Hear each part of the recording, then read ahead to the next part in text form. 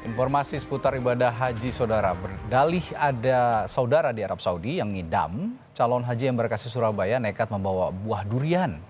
3 buah durian yang diletakkan di dalam koper besar terpaksa disita petugas karena termasuk barang yang terlarang bagi calon haji.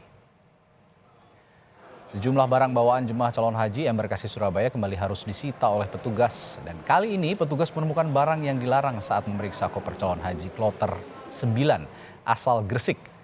Sejumlah barang yang ditemukan di dalam koper besar diantaranya 3 buah durian dan puluhan pak rokok. Calon haji yang membawa durian berdalih ada saudara yang bekerja di Arab Saudi yang tengah hamil dan ingin makan durian asli Indonesia. Karena termasuk barang yang dilarang, buah durian disita petugas dan selanjutnya diserahkan ke petugas haji daerah.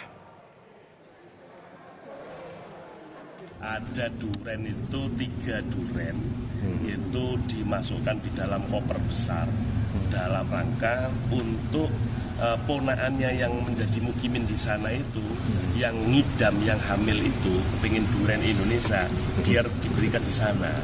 Nah, karena ketidaktahuan jamaah dikira kalau itu boleh maka dimasukkan ya, sehingga ya harus dikeluarkan dan durennya ya aman, ya, tapi diserahkan kepada keluarganya di sini.